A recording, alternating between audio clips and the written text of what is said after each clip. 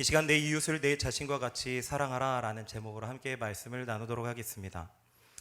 성도 여러분들, 성경 전체에는 사랑에 관한 말씀들이 참 많습니다. 사랑의 하나님께서 자신이 만든 인간을 얼마나 사랑하시는지 기록되어 있지 않습니까? 이전에도 로마서 12장 말씀을 나누면서도 다뤘지만 로마서는 사랑에 대한 또 말씀들이 이제 몇 번이나 계속 등장합니다. 혹시 성경에 이제 나오는 사랑에 대한 말씀이 나는 이제 들을 만큼 들었다, 이제 딱 본문만 보면 나는 알 수 있다, 뻔하다, 이렇게 잘 알고 있는 분야다, 흥미가 떨어지지는 않으십니까? 그렇지만 사랑 이야기는 해도 끝이 없다라고 생각을 합니다. 값없이 주신 은혜로 구원받은 우리에게 하나님께서 원하시는 삶이 무엇일까요?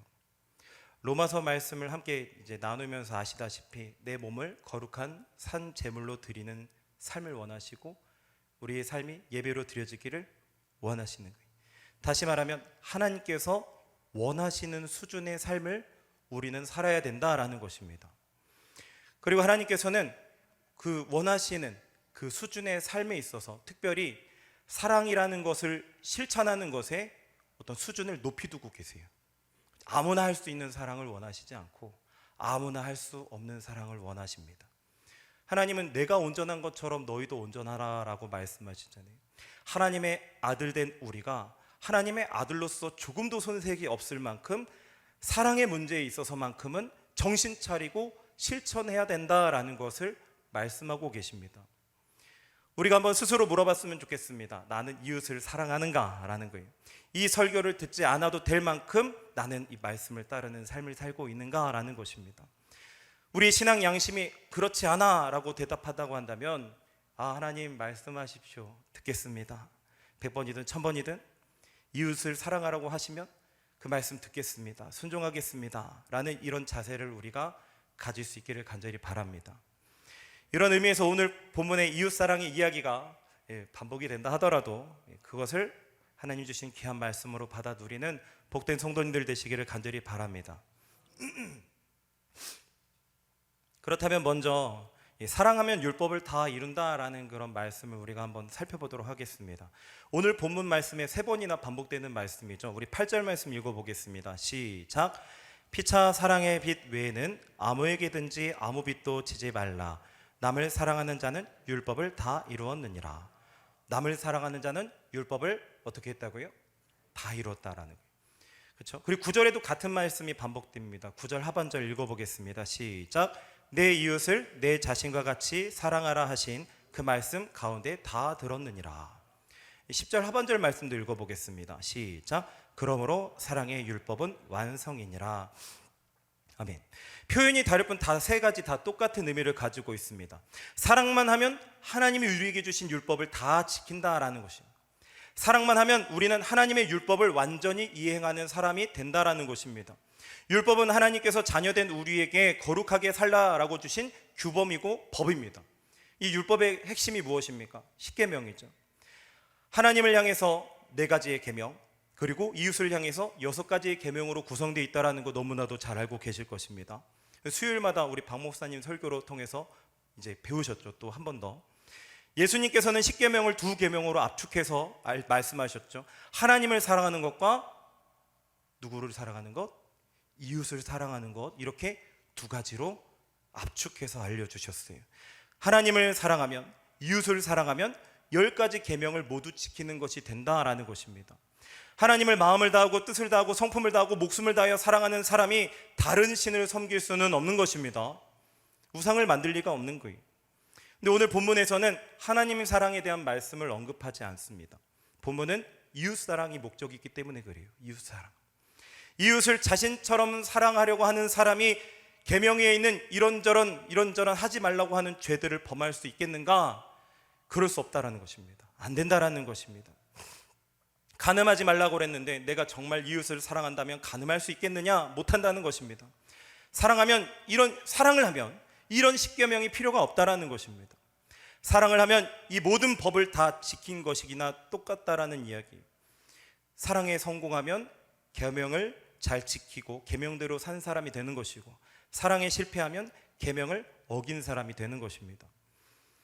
그러므로 우리는 계명이라는 것과 사랑이 이 관계가 얼마나 밀접한지를 살펴볼 필요가 있는 거예요.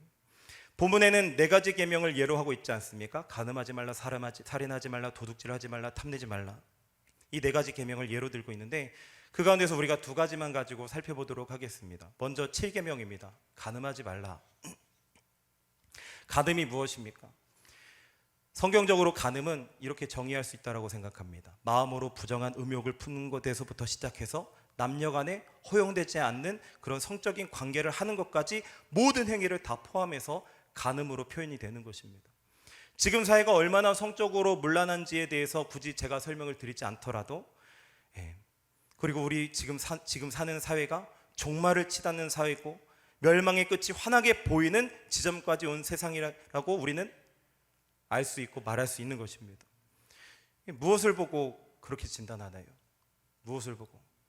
역사적으로 보면은 88개, 88개의 문명이 생겼다가 번성했다가 쇠퇴했다가 몰락했다가, 그래서 역사에 등장했다가 사라졌다라고 합니다. 몇 개요? 88개. 이 역사가들이 이런 찬란하고 영광스러운 이 문명들이 어떻게 몰락했는가에 대해서 큰 관심을 갖고 연구를 했는데, 88개 문명이 몰락할 때의 유형이 똑같다라는 걸 발견하는 거예요. 똑같은 원인, 똑같은 형태, 똑같은 모습으로 이 문명이 등장했다가 몰락해서 사라졌다라는 것입니다. 이 어떤 것이냐면, 문명이 이제 쇠퇴기에 접어들어서 막 몰락하기 직전에 이르면 가정이 붕괴되는 모습이 나타난다라는 거예요. 부부들이 이혼하는 것을 예사로 생각하고 성개방이 허용되어서 성적으로 몹시 문란한 사회가 되는 것입니다. 남녀노소를 가리지 않는 사회가 되는 거예요. 이것이 88개의 문명이 몰락할 때 마지막으로 나타나는 말기 현상이었다라는 거예요. 그러면 우리가 지금 살고 있는 이 시대는 어느 지점까지 와 있는 것 같습니까? 과거의 몰락한 문명들을 비교해 보면 지금도 우리는 똑같은 길을 걸어가고 있는 것 같아요. 우리나라도 마찬가지죠. 그렇죠? 문란한 사회에 살고 있습니다. 여러 매체들에서도 이성끼리 혹은 동성끼리 성적인 욕망 가진 것들, 표현하는 것들 여과 없이 나타납니다. 이전에는 어떻게 TV에서 저런 걸 할 수 있어? 라고 할 만한 그런 주제들이 서슴지 않고 나타내. 남녀가 눈이 맞아 불똥 튀고 감정과 욕구에 사로잡혀서 서로의 몸을 탐하고 결혼 없이 관계를 갖고 또 같이 살기도 합니다. 남녀가 아니더라도 남남도 눈이 맞고 여자도 눈이 맞아요. 예전 같았으면 담지 못할 스토리, 삐뚤어진 성적인 표현과 행위들, 이런 성적인 타락을 애절하고 애틋하고 아름다워 보이게 그려냅니다. 그래서 요즘 전문가 중에 한 분은 이런 이야기를 해요. 요즘 어린아이들이라도 부모님들이 야 그래 너희들 초등학교 아이들 그래 너희들 뭐 남자친구 여자친구 있어? 이쁘게 사겨 라고 말하면 안 된대요. 이쁘게 사겨라 라고 말하면 안 된대요. 왜냐하면 지금의 아이들은 예쁘게 사귄다라는 개념을 드라마 주인공들의 그 사귐의 개념으로 받아들인대요. 그렇죠?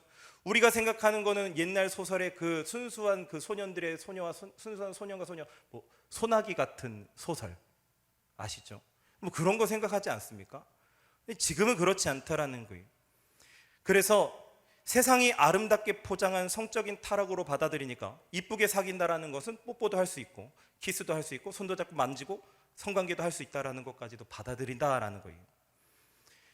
그렇죠? 가정에서 아내로서 남편으로서 의무를 다하고 자녀들을 키우고 매일매일 고된 삶을 서로 위로해 가면서 살아가는 삶, 그런 사랑, 세상은 이런 사랑에 대해서 소개하고 싶어 하지 않습니다. 그렇죠? 옛날처럼 뭐 전원일기 같은 거 하면은 시청률 보겠습니까? 안 볼 것 같아요. 돈벌이가 되지 않는 거예요. 세상의 돈과 권력의 흐름은 욕망과 쾌락을 향할 때 크게 열리기 때문에 그렇습니다. 그래서 이웃을 자신처럼 사랑한다면 자기 만족을 위해서 간음할 수 없는 것입니다. 네가 정말 이웃을 내 몸처럼 사랑하냐? 네 자신처럼 사랑하냐? 그렇다면 상대를 너의 성의 희롱거리로 보지 말라라는 것입니다. 보지 말아라. 보지 말아라. 여기 앉아서 예배드리는 우리 모두는 오늘의 말씀을 잘 기억할 수 있기를 간절히 바랍니다. 가끔 가다가 마음이 공허해지고 뭔가 자극적인 것을 찾으려고 하는 유혹이 생길 수도 있을 것입니다. 남들 다 저렇게 재밌게 살더라 라고 하면서 너도 좀 그래봐, 왜 이렇게 재미있게 살아, 이 역시 교회 다니는 사람들은 다 꽉 먹혔다니까 라고 이렇게 핀잔 들을 수도 있을지도 모르겠습니다. 그럴 때마다 우리는 기억해야 되는 것입니다. 이웃을 내 자신처럼 사랑한다면 사회가 그렇게 한다고 해서 따라갈 수 없다라는 것입니다. 이런 많은 결심과 결단을 가지고 우리가 현실을 살아내기를 간절히 바랍니다. 이것이 이웃사랑의 자세인 줄로 믿습니다. 그리고 계명 하나를 더 살펴보겠습니다. 6계명 살인하지 말라입니다. 살인하지 말라. 살인이 이웃사랑과 무슨 관계가 있느냐? 살인은 인간이 가장 귀중한 재산이라고 할 수 있는 생명을 빼앗아가는 행위죠. 다시 돌려받을 수 없는 손해를 입히는 것입니다. 하나님의 형상을 파손하는 행위인 거예요. 성경은 살인에 대해서 마음으로 미워하는 데서부터 시작해서 생명을 해하려는 음모를 갖고 또 거기에 더 나아가 죽이는 행위까지 다 포함한다고 말씀합니다. 마음으로 미워하는 데부터 시작해서. 마태복음 5장 22절 말씀 읽어보겠습니다. 시작. 나는 너희에게 이르노니 형제에게 노하는 자마다 심판을 받게 되고 형제를 대하여 라가라 하는 자는 공회에 잡혀가게 되고 미련한 놈이라 하는 자는 지옥불에 들어가게 되리라. 아멘. 이 노하다라는 말은 오르게라는 헬라어입니다. 뿌리 깊은 분노를 가슴속에 품고 있는 것을 말하는 거예요.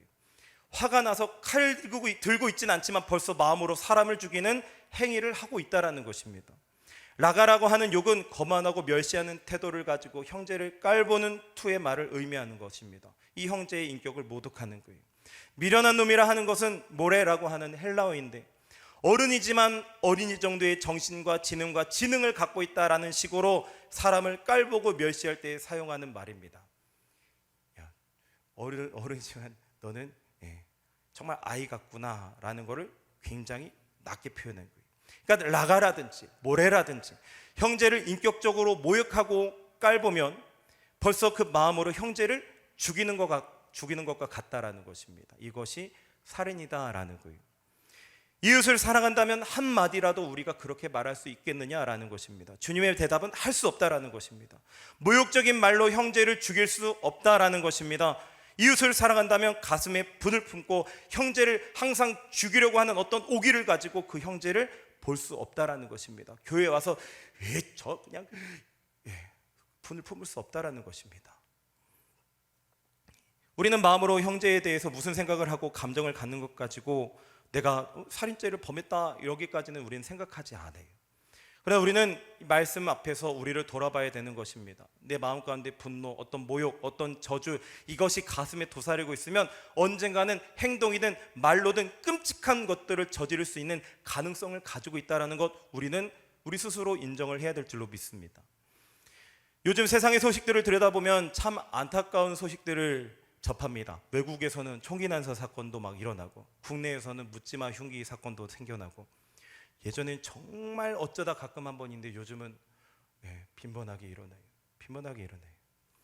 각종 원한과 갈등으로 인한 살인들이 쉽게 일어납니다.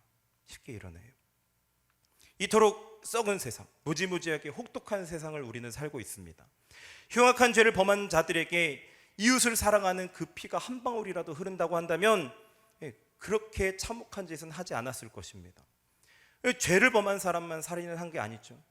그 가슴에 분노를 넣은 사람, 원한을 심은 사람, 마약을 건네고 술을 건넨 사람 함께 다 살인한 것입니다. 가정의 불화로 불우한 유년 시절을 보냈다고 한다면 자녀를 낳아서 책임 없이 키워서 내버려둔 부모도 공범자요, 살인자인 것입니다. 우리는 오늘날 우리 주변에서 이웃을 사랑하면 일어날 수 없는 일들이 일어나고 있다는 것은 너무나도 잘 아는 거예요. 조금만 잘못 마음 먹고 이웃을 생각하지 않으면 사람을 죽일 수 있는 무서운 지경까지 들어갈 수 있다는 것을 우리가 분명히 경계할 수 있길 바랍니다. 예를 들어서 아침에 맞벌이하는 부부가 서로를 대하는 마음이나 태도를 볼 때 아침에 격려가 있고 응원이 있고 하다못해 볼에 뽀뽀라도 있고, 그러면 하루가 어떻게 시작됩니까? 안 해보셨나 봐요. 하루가 기분이 좋게 시작하겠죠. 그런데 사랑 없이 대하는 태도를, 그런 마음과 태도를 보인다면 각각 출근하는 부부의 마음 가운데 분노가 심겨집니다. 운전할 때도 쓸데없이 예민해지고 난폭해지는 거예요. 내 앞에 끼어드는 차도 감히 나를 무시하는 것 같고 막 가만둘 수가 없고, 그러다 보면 위험한 상황도 생길 수 있는 거예요. 퇴근쯤에는 집에 가기 싫어지고 일부러 술자리를 만들고 싶고, 열심히 마시다 보면 집에 가야 되는데 대리비는 아깝고, 운전대를 잡다 보니 결국 사람을 죽일 수도 있는 음주운전까지도 할 수 있는 것이죠. 절대 이루어질 수 없는 상상 속의 상상입니까? 얼마든지 우리 주변에 있을 수 있는 이야기다라는 것입니다. 이웃을 사랑하는 마음이 있으면 물론 서로 아침부터 평화로우면 좋겠으나, 그렇지 못하여도 상한 감정을 가지고 나왔더라도 내가 조금 잘못하여 부주의하면 사람의 생명을 해할 수도 있다라는 생각을 가지고 안전운전해야 되는 거예요. 그렇죠? 그런 의무감을 가지고 핸들을 잡아야 되는 것입니다. 우리가 이런 세상에 살고 있는 것입니다. 술 먹고 운전합니까? 살인자가 된 거예요. 책임 없이 자연을 함부로 훼손합니까? 벚꽃놀이 가서 막 벚꽃 뚝뚝 꺾어서 막 철쭉놀이 철쭉 꾹꾹 걷어서 막 가지고 다닙니까? 예. 다른 사람을 죽이는 간접적인 살인자인 거예요. 예. 빈 깡통 하나라도 이웃을 사랑한다면 함부로 던지지 못하는 것입니다. 그래서 하나님께서 이런 말씀을 주시는 거예요. 한두 사람 죽는 것 요즘 이야기거리도 되지 않습니다. 생명에 대한 경외감이 사라지고 있는 거예요. 존엄성이 점점 사라지고 있는 거예요. 그렇죠? 이웃을 쌀쌀한 눈초리, 잔인한 눈초리, 저런 정말 나쁜 이렇게 쳐다볼 수는 있어도 사랑해야지라는 마음으로는 이웃을 보지 못하는 거예요. 벌써 사람을 죽이는 일을 내 마음으로 100번, 1000번 하면서 살아가는 것이 지금의 우리들입니다. 그렇기 때문에 이웃을 사랑하는 것이 회복되는 우리 복된 성도님들 되시기를 간절히 바랍니다. 우리가 이웃을 사랑한다면, 지금까지 우리가 이웃을 사랑한다면 계명을 지키게 되고, 계명을 지키려고 하는 사람은 이웃을 사랑할 수밖에 없다라는 것에 대해서 간음하지 말라, 살인하지 말라, 이 두 가지 계명을 예를 들어서 말씀을 나눴습니다. 그렇다면 오늘 본문에서 진짜 중요한 말씀, 이제 중요한 말씀이 나옵니다. 나눠보도록 하겠습니다. 사랑한다는 것은 우리가 평생 갚지 못할 빚을 진 것과 같다라는 거예요. 사랑은 무엇인가? 평생 갚지 못할 빚이라는 거예요. 우리 함께 따라 읽겠습니다. 여기 같이 앞에 나와 있는 거 시작. 사랑은 평생 갚지 못할 빚입니다. 우리 8절 말씀 상반절 읽어보겠습니다. 시작. 피차 사랑의 빚 외에는 아무에게든지 아무 빚도 지지 말라. 아멘. 사랑의 빚이 우리에게 있다라는 거예요. 부수적으로 빚을 지지 말라고 하는 명령도 같이 있는 거죠. 부수적인 내용입니다. 빚 지는 거 좋지 않고 빚을 졌으면 반드시 갚으라는 명령도 이 말씀 안에 있는데, 빚 가운데서 가장 큰 빚은 사랑의 빚이라는 거예요. 사랑의 빚. 사랑의 빚이라고 하니까 사랑해야 된다라는 의무감으로 우리가 생각하기가 쉽습니다. 그런데 그렇지 않아요. 빚이라는 것은 우리가 빚진다라고 표현하지 않습니까? 빚진다. 내가 무엇을 얻어서 갖는 거잖아요. 얻어지는 것. 나에게 내가 많이 도움을 입었다라는 것을 전제하는 것입니다. 그러니까 사랑을 놓고 빚으로 비유하는 이유는 우리가 이미 많은 사람의 사랑의 빚을 지고 있다라는 것을 전제하고 있는 거예요. 우리는 이미 많은 사람의 사랑의 빚을 지고 있다. 실제로 이 세상에 태어나면서, 아니죠, 뱃속에 있으면서부터 얼마나 많은 사람들의 신세를 지고 태어납니까? 엄마와 아빠와 장모님과 장인어른과 모든 어른들, 교회의 관심들, 사랑을 받잖아요. 한평생 혼자 살면서 혼자 자라나고 혼자 이루어내는 그런 사람이 있습니까? 없습니다. 하루하루 많은 사람의 사랑을 받지 않으면 우리는 살 수 없는 존재다라는 거예요. 탄생과 성장도 그러한데 우리가 죽음에 대해서도 한번 생각해 봤으면 좋겠습니다. 우리는 죽으면서 얼마나 많은 사랑의 빚을 지고 갑니까? 얼마나 많은 사람이 사랑을 잊고 죽는가라는 거예요. 한 영혼이 천국에 가면 많은 사람이 왔다 갔다 합니다. 많은 사람이 잠도 제대로 못 자요. 많은 사람이 세수도 제대로 못하고 며칠을 보내는 것입니다. 하나님께서 만약 우리의 삶을 다르게 세팅해 주셔가지고 가족들이랑 오손도손 막 세월을 보내면서 잘 살고 있는데 어느 날 휙 하고 없어지면, 아, 죽었구나, 아, 천국 갔구나, 야, 없어졌구나, 죽었구나. 어떤 면에서는 뭐 이렇게 좋은 것 같기도 한데, 그런데 그렇지 않은 것이죠. 한 사람이 죽어 누우면 많은 사람이 와서 사랑의 봉사를 하고 사랑의 수고를 해야 납골 땅이든 무덤이든 가게 된다라는 거예요. 그렇기 때문에 우리 중에 한 사람도 사랑받지 못했다라고 할 사람이 없는 것입니다. 그런데 어떤 분들을 보면 나는 남의 사랑 받은 일 없어, 나는 남을 사랑해야 될 어떤 의무감도 없어, 그래서 나는 남을 사랑할 마음 갖지 않을 거야 라고 이렇게 이야기하는 분들이 있어요. 얼마나 빡빡하고 피곤한 인생입니까? 그래서 성경의 말씀이 우리가 사랑의 빛을 지고 있다라고 말씀하시기에 네, 그렇습니다. 저는 많은 사람의 사랑을 지금 받고 지금 이 자리에 있습니다. 내가 신앙을 가지고 믿음을 가지고 이 교회에 이 자리에 앉아 내가 예배하는 것도 많은 사람의 사랑과 수고와 헌신을 통해, 땀을 통해 내가 이 자리에 있는 것입니다 라는 생각을 먼저 하시길 바랍니다. 그런데 우리가 사람의 사랑만 빛을 줬냐라는 거예요. 우리는 하나님의 사랑, 우리는 하나님께 헤아릴 수 없는 사랑의 빛을 진 자들입니다. 우리 요한일서 3장 1절 말씀 읽어보겠습니다. 시작. 보라, 하나님께서 어떠한 사랑을 우리에게 베푸사 하나님의 자녀라 일컬음을 받게 하셨는가. 우리가 그러하도다. 그러므로 세상이 우리를 알지 못함은 그를 알지 못함이라. 아멘. 사랑으로 우리가 하나님의 자녀가 된 줄로 믿습니다. 하늘을 두루마리 삼고 바다를 먹물 삼아서 하나님의 사랑을 그리고 표현한다 하더라도 그 한량없는 사랑을 우리는 그릴 수 있습니까? 그려내지 못하는 것이죠. 그만큼 하나님의 사랑에 빚을 진 사람들이니까 나는 그 사랑을 빚졌으니까 하나님이 말씀하신 대로 다른 사람에 대한 사랑을 해야 될 빚을 지고 있는 것입니다. 정말 큰 빚을 진 분들의 이야기나 간증을 들으면 눈만 뜨면 막 갚아야 될 텐데 언제 갚지? 눈을 뜨면 빚 갚는 생각, 눈을 감으면 빚쟁이들한테 쫓겨다니는 거, 은행에서 전화 오는 거, 거기서 헤어나지 못한다고 합니다. 갚아야 돼. 언제 갚지? 항상 이런 생각하는 사람이 빚진 사람이다라는 거예요. 빚진 사람. 그러면 우리가 사랑의 빚을 졌다고 할 때 우리는 어떤 생각을 가지고 어떻게 밤낮을 살아야 되겠는가라는 것입니다. 눈만 뜨면 무슨 생각해야 됩니까? 사랑해야지. 어떻게 사랑할까? 이 빚을 어떻게 갚지? 눈을 감으면 무슨 일이 일어나야 됩니까? 내가 사랑하지 못했던 사람들의 얼굴이 막 떠올라야 되는 거예요. 밤낮 없이 빚진 사람처럼 사랑해야지 라는 마음을 가져야 되는 줄로 믿습니다. 어떤 사람이 나에게 섭섭한 일을 해도 내가 사랑을 덜 해서 그렇구나, 내가 더 사랑해야 되는데, 내가 더 사랑했으면 저렇게 안 할 텐데, 늘 빚진 사람의 심정으로 이웃을 보라, 이것입니다. 이것이 사랑의 빛입니다. 하나님이 명하시는 사랑은 아가페인 거예요. 감정이 아니라 의지의 사랑인 것입니다. 우리의 이웃은 가까이 있는 가족이지만 동시에 주변에 사는 모든 사람들을 이야기합니다. 매일 만나고 헤어지는 사람들입니다. 스치고 지나가는 사람일지도 모르는 거예요. 그 중에 나와 특별히 관계가 없는 사람일 수도 있습니다. 필요할 때 만나는 정도가 될 수도 있고. 근데 그런 사람들에게 어떤 사랑을, 감정을 갖는다라는 게 이게 가능합니까? 사실 불가능한 거예요. 사랑하고 싶은 마음을 일으키기에는 너무나 멀리 있는 사람들인 거예요. 그럼에도 불구하고 하나님께서 우리를 향하여 너의 이웃을 내 몸과 같이 사랑해라, 내 자신과 같이 사랑해라 명령하시는 거예요. 그 이유가 어디 있느냐라는 것입니다. 감정의 사랑이 아니기 때문에 그렇습니다. 의지의 사랑이기 때문에 그래요. 느낌이 없어도 할 수 있는 사랑이기 때문에 하라는 것입니다.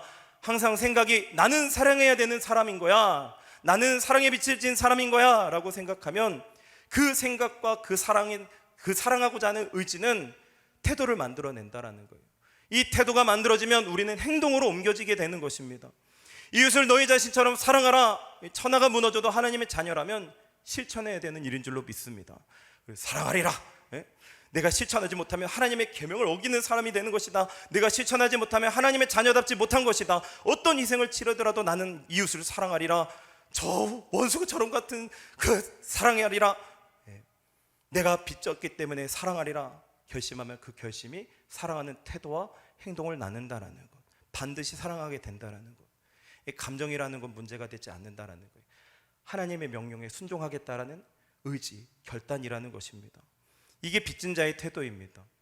빚을 갚아야 된다고 하는 것이 그 사람의 나의 삶을 결단하는 결심이라고 한다면 평생 두고 어떻게 갚을까 이렇게 하겠지만 결국에는 갚게 되는 거예요. 나는 사랑할 수 있다, 꼭 사랑해야 된다라는 것. 그렇잖아요. 돈으로 내가 진 빚도 내가 진짜 죽기 전까지 갚아야 하면 갚잖아요. 사랑의 빛도 내가 사랑해야지, 내가 사랑해야 된다라고 하면 사랑하게 되는 것입니다. 우리가 사랑에 빚진 심정을 모두 다 회복할 수 있기를 간절히 바랍니다. 내 탓이다라는 거예요. 내가 사랑하지 못한 탓이다라는 거예요. 빚쟁이의 심정을 우리가 회복할 수 있기를 간절히 바랍니다. 꼭 갚으리라 사랑하리라는 빚진 자의 심정을, 결심을 다시 하시길 바랍니다. 우리는 계명에서 사랑만 하면 자유할 수 있는 것입니다. 사랑의 노예는 가장 큰 자유를 누리는 자유인이 되는 것입니다. 사랑만 하면, 사랑하는 사람이 승자인 것입니다. 우리의 본성과 능력으로는 절대 할 수 없습니다.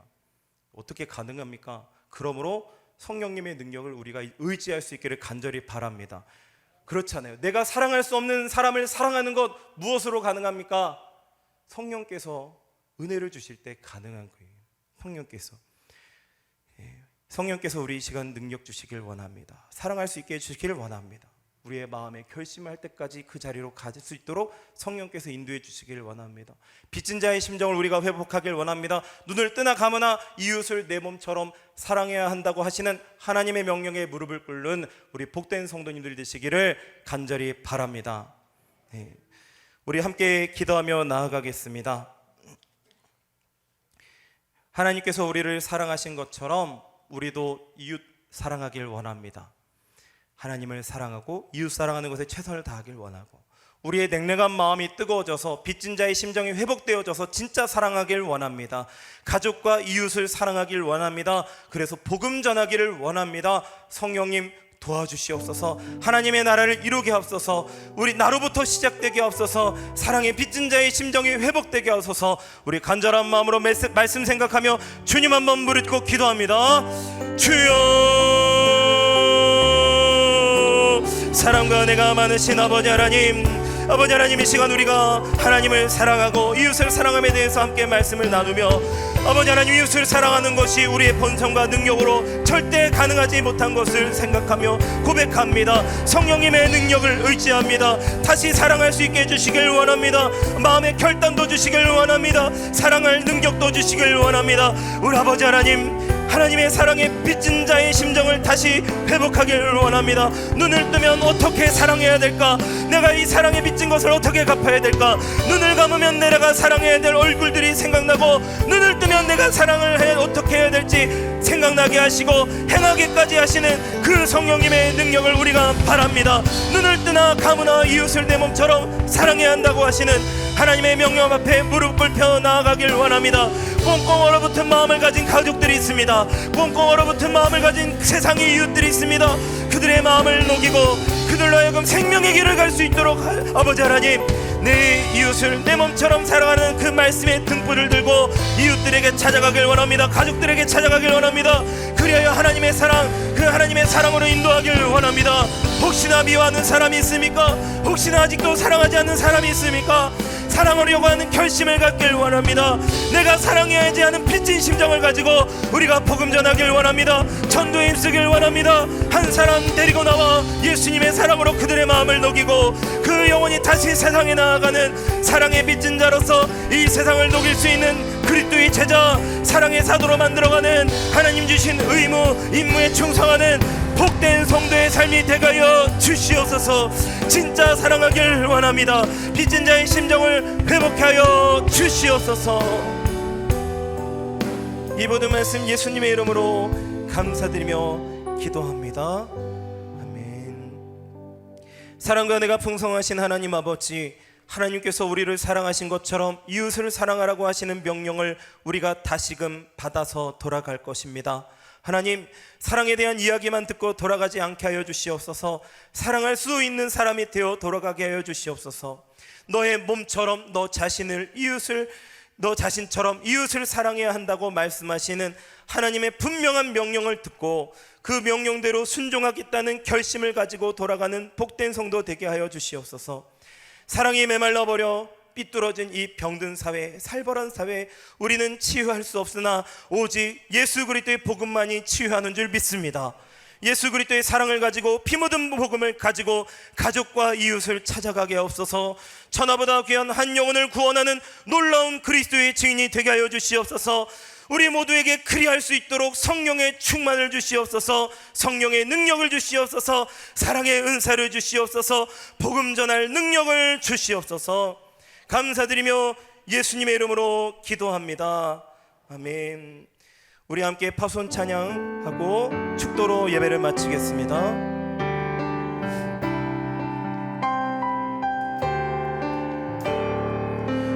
우리는 주의 움직이는 교회, 이곳은 주님을 위한 자리.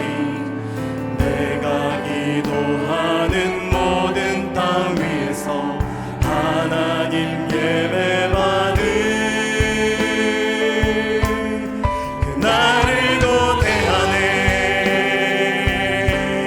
우리는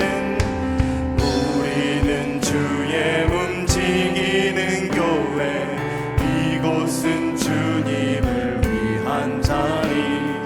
내가 기도하는 모든 땅 위에서 하나님 예배받은 그날을 고대하네. 나의 노래로 주님의 성전을 지으리. 높임을 받으소서. 이스라엘의 찬송 중 거하신 주님은 거룩하십니다. 주님의 보좌를 만들고 온 맘 다해 경배하리. 구름 날개 사이에 임하신 것처럼 내 위에 임하소서. 하나님 우리가 이곳에 섰으니 이 땅을 치유하소서.